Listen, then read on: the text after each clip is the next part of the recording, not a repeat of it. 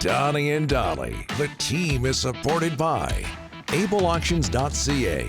Closing your business? We can help. Okay, more on the Canucks in a bit, as we promised just before the break. But we've got ourselves a guest, and it's Monday, and all of our guests today are brought to you by Basant Motors. Ready to find your next vehicle? Visit Basant Motors today to experience the difference for yourself. The friendly team looks forward to helping you drive home in the perfect vehicle for your needs and budget. Getting to your destination starts with us. Learn more at Basant Motors, BASANTmotors.com.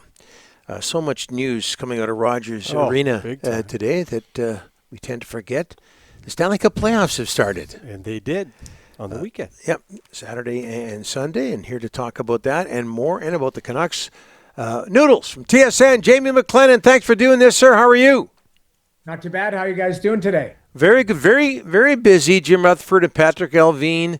End of season management media session. It was interesting. Jamie, a lot of the talk had to do, as you would imagine, about Elias Pettersson. But with him in mind, and I'm going to put you on the spot here, and I apologize for that, but here we go. Do you remember a player starting his career off extremely well, maybe signing a big contract, having his career go sideways, and then resurrecting himself? Okay, so you know what? I like the challenge. I'm going to go with Patrik Laine.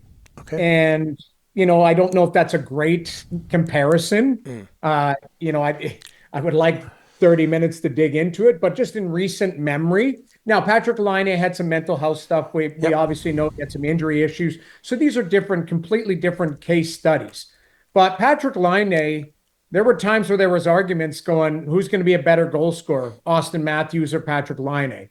Who's going to be a better player, that type of stuff. I still believe in Pettersson. I really do. Yep. I'm bullish on him, but it hasn't gone well, especially in this year. I mean, there was no secret. And even listening to Rick Tocchet talk about it the other day, he was interviewed, I believe, on TNT, and he was saying, we knew there was a problem. It wasn't as simple as having the guys go out to dinner and sort things out. To me, there were just so many things going on behind the scenes that I'm not privy of information-wise.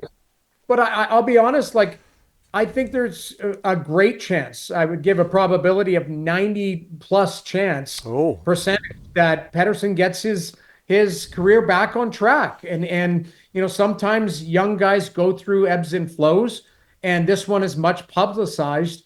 But I'm bullish on him. I think he's a top player. He hasn't looked like a top player for a while, but it doesn't mean he can't return to that. So in recent memory, and again, Laine but he had 20 goals this season. Obviously had the injury to start the season. But I would argue that Laine, if he would have played a full season, he probably would have got to 35 to 40 goals and be that, tough goal scorer that people talk about, where if Pettersson can, had a dip in play, I still think he can get to 80, 100 points. I wouldn't say in his sleep, but he is a guy that is ultra talented, and you got to surround him in the right situation. And certainly this year wasn't a great situation for him himself. Jamie, what can you say about a player who doesn't take care of himself in the off season, especially when he's making a whole lot of money? I would joke and call him a fat goalie, which I used to be. So I'll have some fun with that. But nowadays, I don't think there's any excuse. I'm sorry. Guys who are making massive amounts of money, this is a commitment to your body, a commitment to the organization, everything. There's just no excuse. And it actually upsets me, and I don't know how you guys feel, when you see a guy who battles the weight, battles the bulge, battles all of that type of stuff. And then you see him working out in the off season and he's posting it on Instagram going, hey, look at me, how hard I'm working. You should work hard.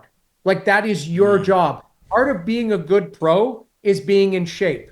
Gone are the days, and this is the generation before me, where you pack up your gear, you zip it up and you say, I'll see you in the fall. These guys are now 365 days a year. At the end of the season, I talk to guys all the time. I said, what do you do? Well, we take a couple weeks off maximum.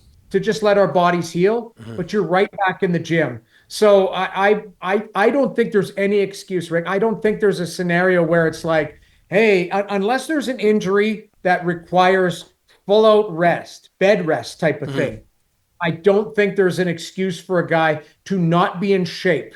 And I joke, like I say, in my era, a lot of goalies were skinny fat, but you know what? Some of them had tremendous flexibility, had great core strength. So you weren't gonna have a body fat of 6%. Maybe you were 12, which is decent for an average human, but not for a high-end athlete. So that's the biggest thing. I look at stuff like that. I just don't think it's a long-winded answer, but I just don't think there's an excuse unless you actually have one in place of an injury or something like that.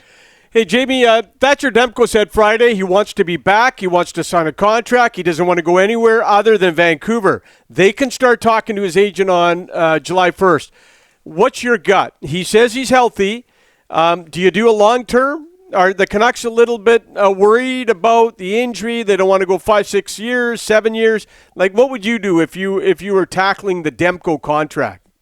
Biggest challenge is health, right? Again, I'm not behind the curtain as to, do I believe he's past this injury that has, been, we'll call it, how long is it? Calendar year, 16 months, 18 months? Like, yeah. I don't, so let's just say 18-month calendar year of this injury that has crept in, crept out, kept him out of the lineup for significant amounts of time. If you believe he's past that, then you take a look at the player and what he's capable moving forward.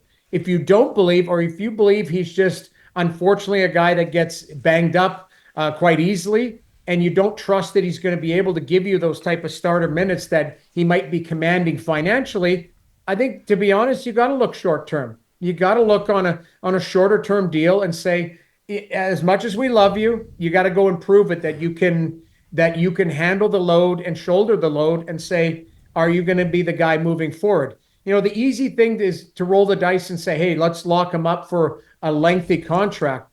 But right now, again, I go back to the calendar year. You didn't get a lot of games out of that, long-term deal in the last 18 months. So I think it wouldn't be a start over contract. I don't think you're going to insult him with that. I think term is the key instead of the monetary amount. I love the way Travis Green went to bat for Ullmark last night. But he allowed 5 goals and 19 shots. They were out shooting Toronto 9-3, and they were down 2-0. Was Ullmark a problem for you last night? He was part of the problem, definitely. I mean, because the guy at the other end, you can point to, okay, there were 6 goals, but I'll point to outside the Morgan Riley goal, 5 of them were from in the home plate area. Yeah. So the D have to be a lot better. And I'm not saying the defensive structure, because you're looking at Marner on a breakaway. So that's a grade A chance right downtown.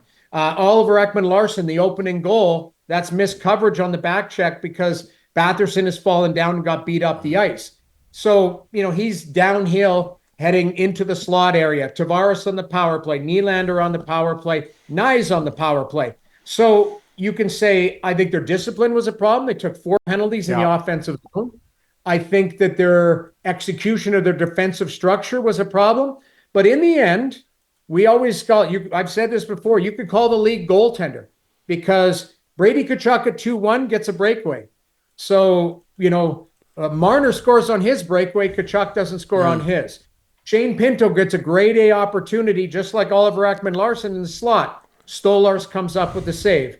Zetterlund makes has a one-timer in the slot with a wide open net. It hits the shaft of his stick. So we'll call that a favorable bounce. So to me, I think there's 3 grade A chances that Ottawa had that Stolarz had the answer. The other side, Ullmark didn't have the answer. So I would say, yes, the goaltender has to be better at critical times, because Stolarz made the big save. And ultimately, it's Stolarz 1, Ullmark 0 when you're going head-to-head. And if Ullmark comes up with a couple of those saves, the game looks different. And quick as you can, Jamie, let's say Rick Tocchet, the Canucks believe the deal is going to get done in the next week. But let's say Rick Tocchet and the Canucks can't come to terms and he leaves. How long is he out of a job? might be the Jim Montgomery what did Doug Armstrong say? Something about a dinner. I can't remember, but a steak dinner. To me, I don't think he's out of work very long if they don't get it done. I've always believed they'll get it done. They'll just figure out a number and a term. But if for some reason they don't, there will be teams that will fire their coach to find a spot for Rick Tocchet. He's that good. He's that well respected. Hell of a human. Everyone loves him. And I think the Canucks, again, from the outside, the Canucks will get it done. We were so busy today, I forgot to promo you in our previous segment. So I apologize for that. But Jamie, you made up for it here as always. Awesome. Thanks for having me. Maybe next time we'll promo it, get people excited, but maybe not. Just have me parachute in and be a surprise guest. I'll start right now. Jamie McLennan, 2 Mondays from now. There you go. There you go. I'll be there. Okay. Thanks, Noodles. Appreciate it. Having me.